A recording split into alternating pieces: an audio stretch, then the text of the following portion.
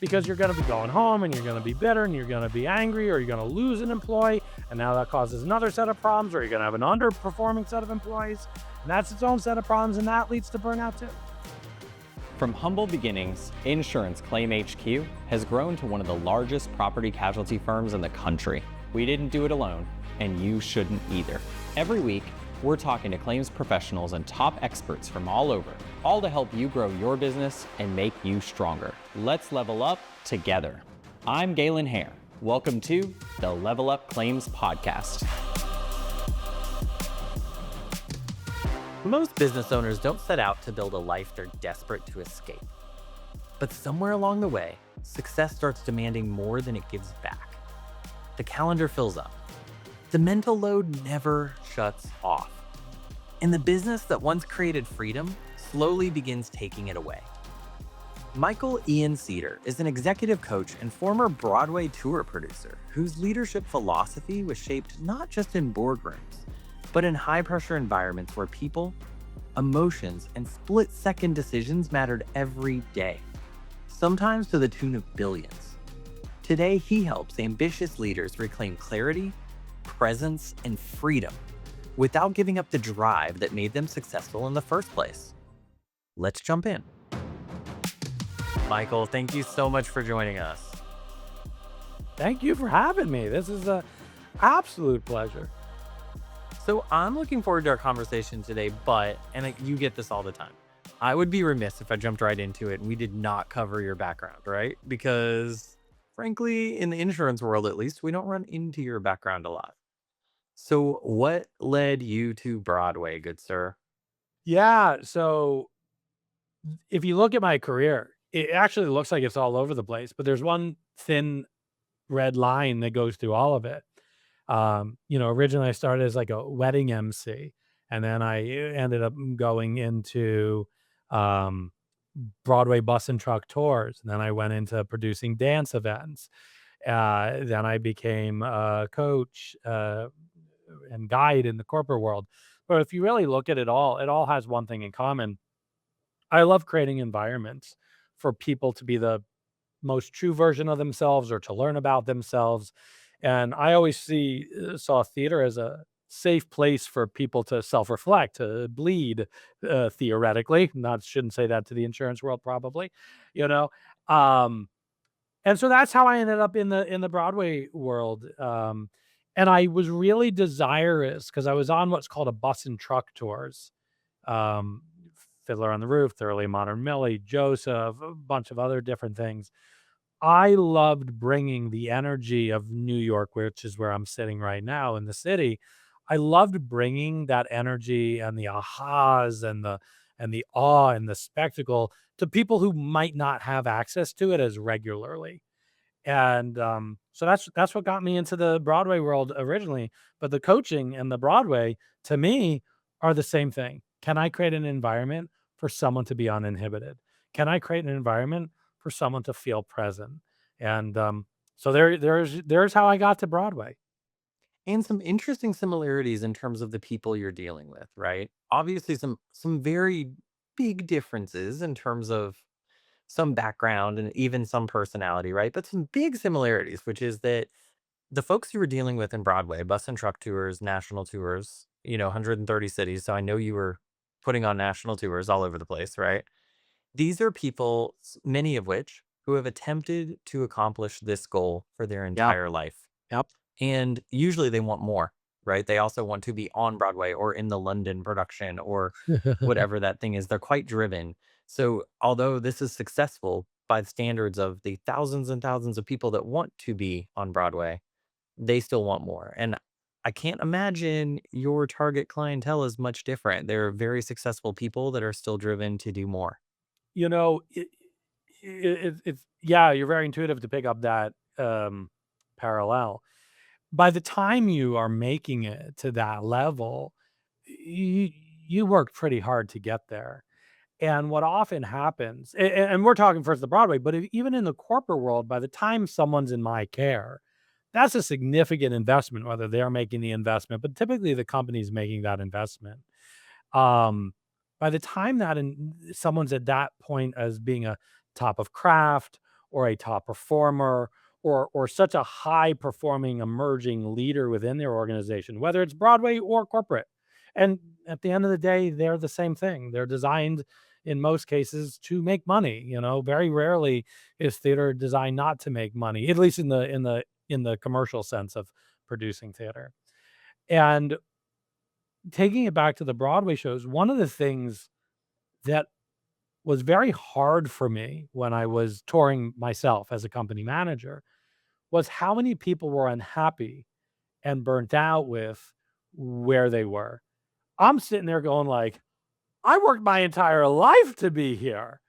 And other people found themselves unfulfilled or bitter or upset or angry or resentful or feeling like a victim or um, a range of emotions that you would not think would come with top performance. And what ends up happening a lot of the time, and this goes perfectly in the corporate world too, as I work with people that are infecting our everyday lives, people being like, oh, I'll feel great when I get to their level, right? Is a bit of destination thinking and a bit of destination addiction. I'll be happy when dot, dot, dot. And so by the time they get there, even a Broadway show, it's still a job. You got to do that thing 8 times a week. And the people that I found were the happiest had two predominant things that I could see. The first thing is just they had a very resilient mindset in general. They took ownership of the itty bitty crappy committee that's up here having board meetings. And they're like, no, no, no, you're not having another meeting without me. And the second thing that they had was the people that were happiest on the road, because that's a tough life. 130 cities in 10 months, like you said. That is not easy. You're up at 5 o'clock in the morning and you're in bed at 1 or 2 a.m. Do the math of the amount of sleep on that. You probably need an insurance policy just for that as a company. But the other thing they had is they had a strong sense of purpose of being on the road. Everyone that was, like, really satisfied in the work that they were doing at that time, they knew why they were standing on that stage. Maybe it was to give people a few minutes of, not thinking. Maybe it was to demonstrate the human condition in the character they were portraying, I don't know. But those were the 2 things they had, a resilient mindset and a deep sense of purpose. Now, that still didn't deal with things like, "Oh, I'm still feeling crispy or crunchy or burnout," but it helped with the psychological burnout to a degree that I probably don't even know how to measure. Makes a lot of sense. So when I think back to my background, which was in classical music, right?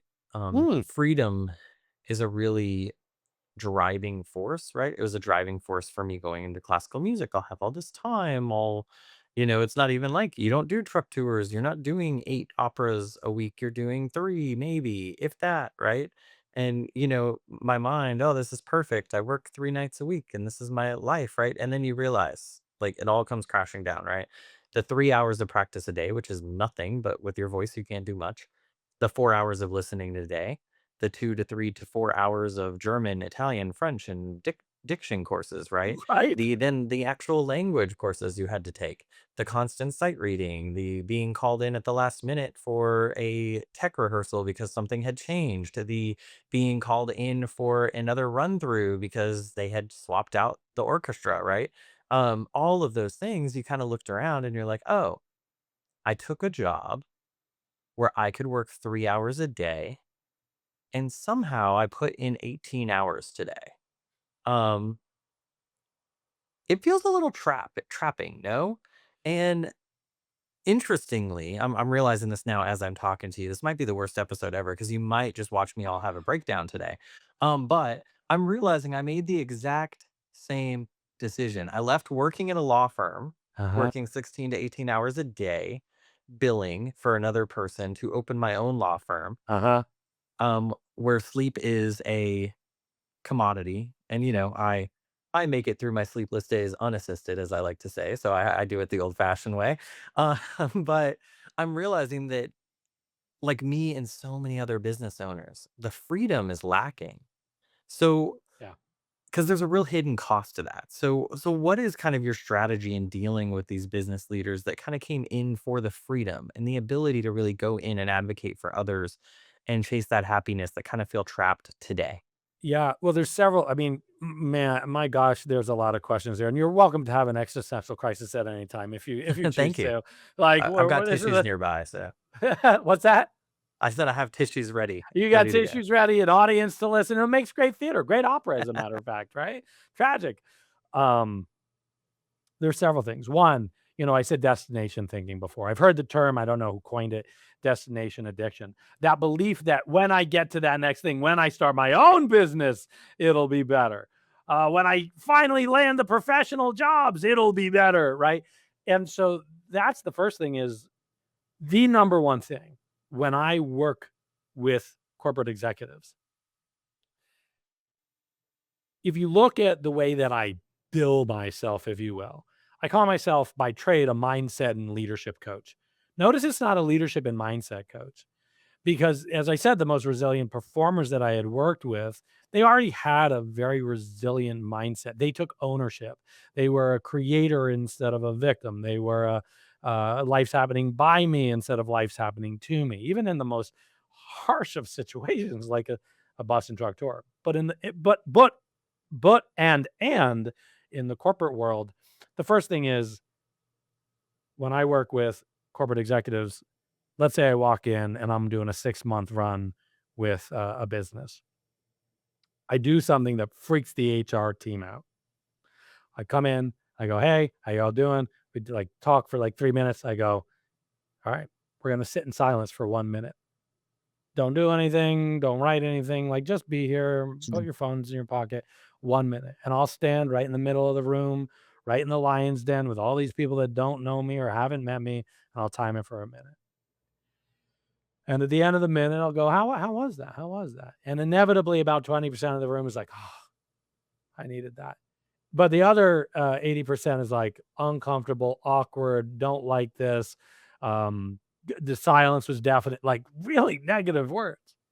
And I go, everything I could possibly facilitate in this room is about that 1 minute. If you are having a hard time being present for a minute, then I can't help you build better relations amongst your team. I can't help you go to sleep better at night. Presence is the very first thing. And in a world where all this technology, including the technology we're listening to this podcast right now and filming it on, it has our focus in so many different directions. So the very first thing is like, hey, we've got to understand that in order to have those freedoms. In fact, I was with a teacher today, and they said a word that I really liked: liberation, because freedom has a lot of connotation in today's day and age on it, and I don't want to project what freedom means, but I think liberation, the ability to move in any direction, to have those freedoms, right? I come back to the word again, anyways. The more responsibility you have, the less freedoms you actually have too. As you become the owner, you know, you can't say the same things you said when you were working somewhere else. As someone becomes a manager or a leader, they actually now have more responsibility that shrinks down those freedoms. And so you can't even lead another person or lead a business or lead a client or lead an adjuster or whoever is the person that's in front of you until you can lead this. I heard Richard Branson in an interview once, and it blew my mind, right? Richard Branson owns, I, I can't remember if it's 200 or 400 businesses, but it's way more than the one I own, right? It's wild. It's Yeah. it's I don't know how he wild. does it. And what is he in his 70s now? And somebody once said to him, a journalist, he tells this story. So he says it, and he goes, a journalist once asked me, Mr. Branson, you're known for your wild fitness routines. Is that so you have the endomorphines to be able to run your hundreds of business? And he said that he laughed at the journalist. He said, no, if I can't have discipline with this, then how can I be disciplined within my own business if I can't be disciplined myself? And that was a turning point in my life when I heard him say that. So the first thing is presence and self leadership. the second I don't know if there's anything you wanted to unpack there before I go to the second thing. I mean, I'm sure a million things. I don't I'm realizing this also is an 8-hour podcast, but we will, we'll respect the time constraints. However, I have a lot of questions for you. So, I'm glad you jumped to presents because it's not a secret to the listener. Wait, it probably might be a secret to listeners at home. We'll look behind the curtain. We come up with things to talk about before we jump in. We don't randomly jump in. And presents was very much on my list, but it was lower on my list. So we've kind of jumped ahead, and I think that's really important. And let me ask you this. Does that kind of play it must play into that comment you made about tea ceremonies and how leaders can learn from tea ceremonies, right? Yeah, I mean, so the teacher I was with today was a tea teacher that I've been wanting to sit with for some time. And the whole yeah, so I sit every single day. Now, I want you to give you a little context first. I I was a former workaholic, or I am a former. I I was gonna am a say, I think you're still there. I'm gonna when be you're honest, there, but you're like, it's sort of like the workaholic, I don't think you can ever remove that I side. watched you quadruple task as we were setting up for the podcast. I'm sure I you've did. made leaps and bounds, but I did watch it happen. So here I am. I need to eat my own food, right? And that's why anyone that comes in my care, I'm like, just so you know, I'm a student of everything I teach. I go, maybe if I really am disciplined, I'll be an expert. But I go, but right now I'm just a student. And so happy to pass it along. So I do sit on a regular basis, and I have tea every single day, 30 minutes to an hour every day. Now, the reason I brought up being a workaholic is I used to work 20 hours a day, 7 days a week. And that's not an exaggeration. And that's not even talking about the Broadway bus and truck tours where you were up at 5 and going to bed at Yeah. night. And there's a whole conversation there as well. And so if I look back at my former self and I go, "Oh, wow, you sit and have tea in a ritualistic state every day for 30 minutes to an hour." I go, "That's not me. I don't got time for that." But the reason I have a tea practice and I do tea ceremonies for myself even, let alone other people, is if I can't sit with myself and a cup of tea for 30 minutes or more, then how can I be here with you? Literally, you, Galen, during this podcast and the listeners. Or like I'm working with people that make decisions that cost billions of dollars every single day and impact our lives every day. If I can't sit, and the gentleman who I was with today, his name is Poe. He's from Portland, Oregon. He said, and he hit it so hard. He's like, "What is tea?" And everyone has their answer. He goes, "Tea is the ability to listen." And I was like, "That's exactly why I sit and have the tea, because if I can't brew the tea in a masterful style. It's like not a tea bag, right? But I could do it with a tea bag. I could do it with a tea bag. Like let anyone's imagination think go where it needs to go. It still applies. But if I can't sit and I can't listen to myself and I can't see the thoughts and the itty bitty crappy committee trying to have conversations and I can't be like, hey, I just want to be present here. And I can't taste the difference between the brew if I'm sitting still or if I'm frenetic and I'm all over the place, then I'm gonna miss the nuances of the conversation.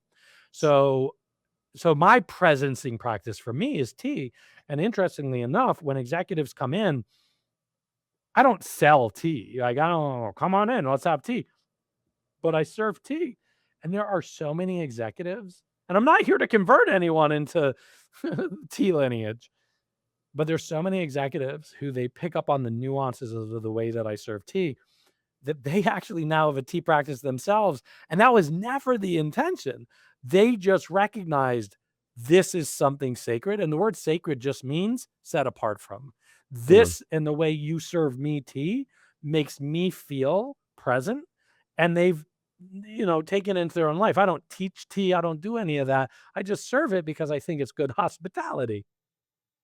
That makes sense. And what are we doing, I guess, if anything, if we can't have a conversation as a leader, really as a human, but I guess for purposes of this podcast as a leader, if we can't have a conversation with as a leader with other people where we not only where we actually understand and hear them, but where they understand that we understand and hear them, right? Yeah. Well, Teddy Roosevelt, I thought I said this quote until I had a direct report be like, "Yeah, you didn't say that." And I was like, "Well, thought I said it." Teddy Roosevelt said, is attributed for saying, I was like, "Teddy stole it from me." Teddy Roosevelt said, Just earlier, right? just earlier, that's all, right? Teddy Roosevelt said, or was at least attributed to saying, "People don't care how much you know until they know how much you care." And that could be Mm, another 8-hour episode within itself. And, if you're running your company, you're getting good results and you're being a jerk, then great. You're a good manager. You're making sure that things get done. But a leader, I mean, this is such an Instagram badgy kind of thing to say. A manager gets the work done. A leader gets the work to want to be done. And even with all of this and all this technology and AI and all of this stuff, we're a social species and we want to feel like we belong. And belonging is a two-way street. Can I, while I'm working for you or whoever it is that's listening to this, can I as an individual both give value and receive value? one of the things I appreciate about this concept of giving and receiving value as it relates to the way you interact with people as a leader, right? And and I think it was another term you kind of coined. Well, I don't know. You didn't coin the term, but you talk about the sensitive leader, right? And I think Yeah. that has a stigma around it as being soft, as being weak, Yep. as being and insert adjective here that is generally speaking incongruent with what we consider to be strong and tough, right? Um but those aren't the same thing. That you can be sensitive and that can still be very much congruent with strong leadership, right? Yeah. So this is a big conversation out there. There's people who are still on the old model of, oh, I gotta be tough as nails and go in, and then they're a different person when they leave and they go home to their family. I just want you to be true to you, right? You were talking about tea culture before. You pour from who you are, you know, and you lead from who you are. Yeah, that and some people may disagree with that, and that's okay. Um, but sensitivity, like anything, has a balance, has a yin and a yang, right? Too much sensitivity and w- or we have vulnerability hangovers all the time, and it becomes very people focused, and it becomes about being emotional. While the counter, I don't even want to call it the counterbalance. While the balanced version of that sensitivity is the reason that we sit and we have tea, or I do, is to become more sensitive to what's going on inside, what's going on outside, so that I can be more sensitive to the moments here. So sensitivity, either a lack of it an excess of lack of sensitivity will counterbalance itself to an excess of oversensitivity, at least by your own team. And an excess of sensitivity will counterbalance to people being like, "Nothing's working here," and leaving, and now you've gotta get cold and hard as nails. It'll counterbalance back. So if you go to any extreme, it'll go to its equal and opposite part. And so what I find is the people who are truly leading, where people are like, whether they like the person or not, where people go, "I wanna be in the care of that person. I wanna follow that person. I wanna work for that person." They've harnessed sensitivity. Instead of being emotional, they recognize emotions belong inside the arena because emotions are the most primal part of us as a human species. It was before we had words, classical music, Broadway shows, even before tea, dare I shall say that. And so the ability to have empathy, not sympathy, not, "Oh gosh, I feel so bad for you," but that ability to be like, "Wow, that situation and your point of view and your life experience right now, that's hard on you. Great. How do we coexist with that together?" That Mm, requires great sensitivity. I'll even say this one thing. I've lost one job my entire life. And when I say I lost a job, it was a gig as a coach. And that hit me hard. And when I debriefed it with my coach, the person actually had a reaction to something I said. And I thought that the gig was going great. And my coach said to me, "It wasn't what you said, it's that you weren't sensitive enough to pick up that the other person was impacted by it." And right, that's where sensitivity comes in, is the ability to go, hey, there's another human being in front of me. I need to understand what the natural expression of this relationship is doing.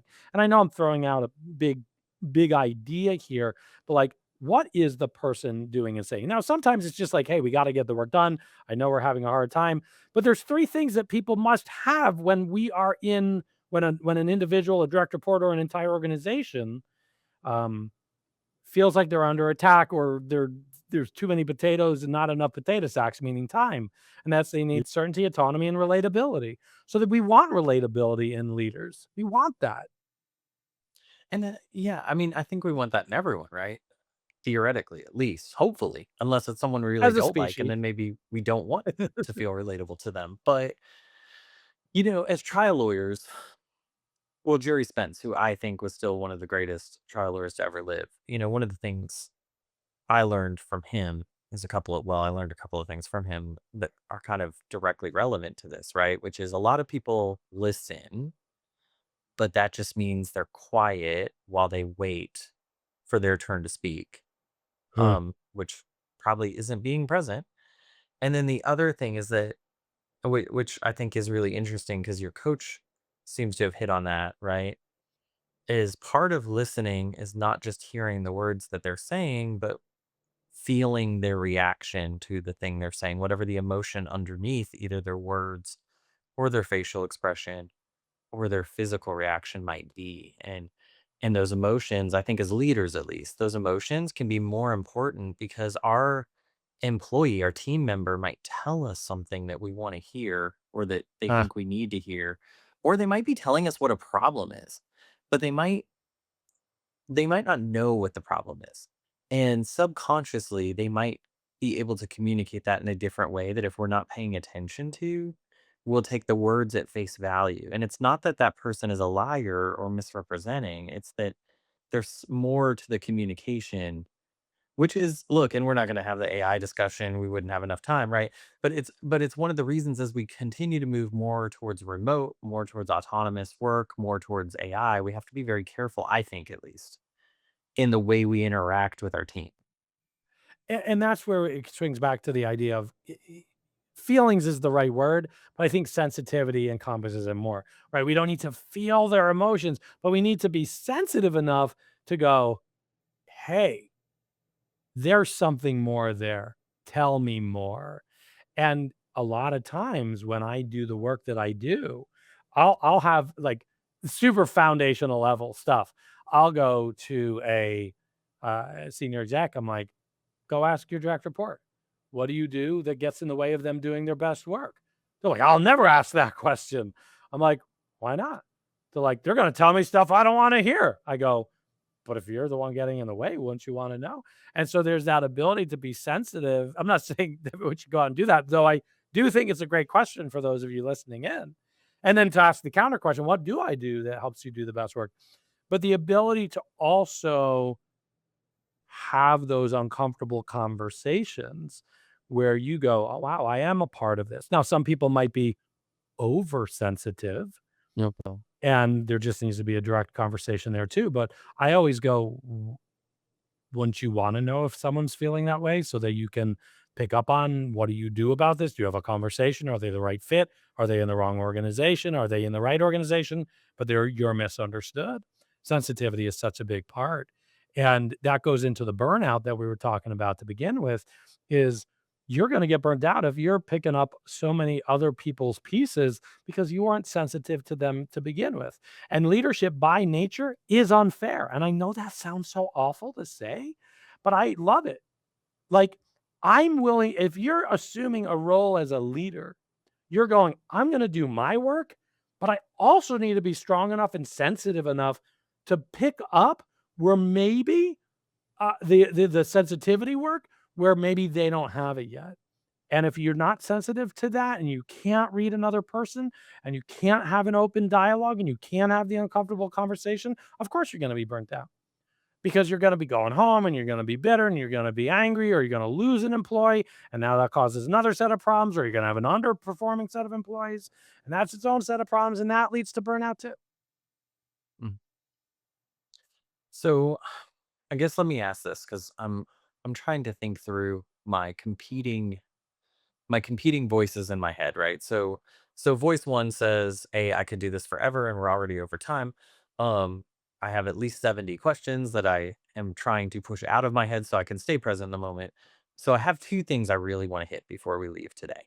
The first thing is when you came in and you were getting ready for this, you just left two meetings, you were transitioning, you were very calm about it, but it was very apparent to me that you were transitioning into something. And one of the first things you said after the hellos, making sure we were on the same page about what we were going to discuss, is you looked behind you at an image of a forest and a path, and he said that is the wrong image for this podcast based on what we're going to discuss. And you put that plane up behind you. And so, first of all, I will regret tonight to the point of not being able to sleep if I do not find out why this plane is behind us.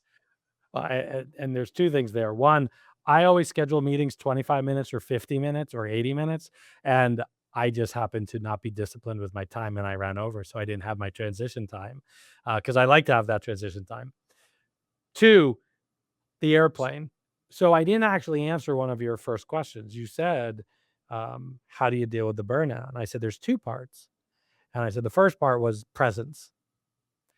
And the second part, and I know this from lived experience myself, because I used to be an executive myself, but I just liked working with top performers and not I didn't want to have to try to convince people to want to be a top performer. I just wanted to go right to the top performers.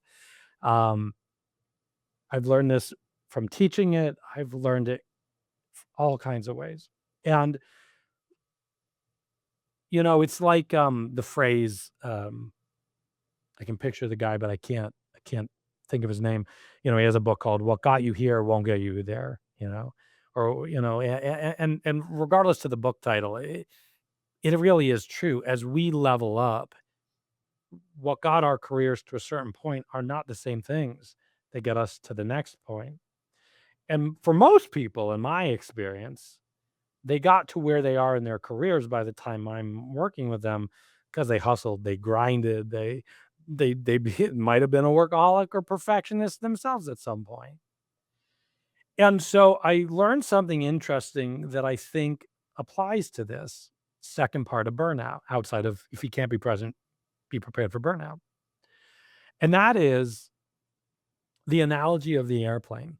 And I read it in a book once while at an airport, interestingly enough, that apparently, now maybe it's different today with technology now. Apparently, an airplane going from I'm here in New York City, if I were to fly to LA, what's that, a 6-hour flight rounding? That airplane will use approximately 20 to 30% of its fuel economy or fuel capacity just to get up into the 30,000-foot zone, Boom. which is where it's gonna stay.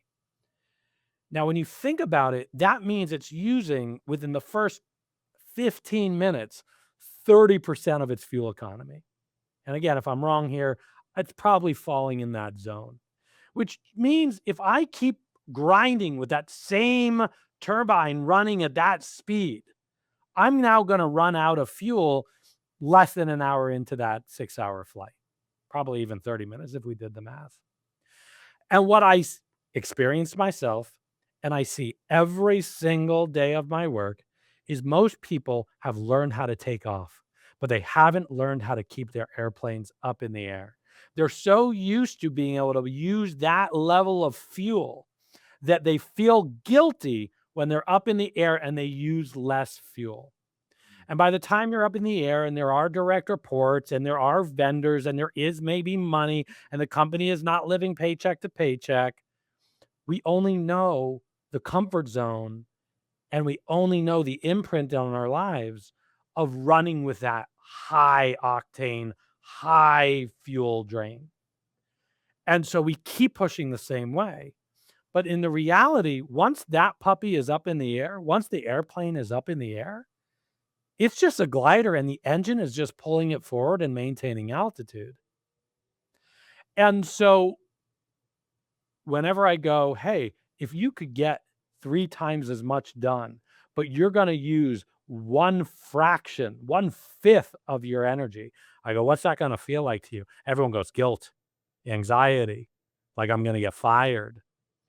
And I'm like, even if you're getting 2 to 3 to 4 to 5 times the return on the time you put into it, they're like, yeah, because that's that, and they always lead themselves to the answer. That's what got me there.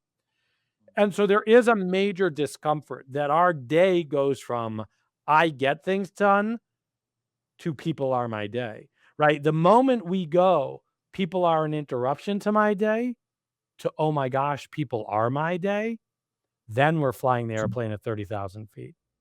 And we'll have enough fuel to be able to circle around LAX if there's any problems even.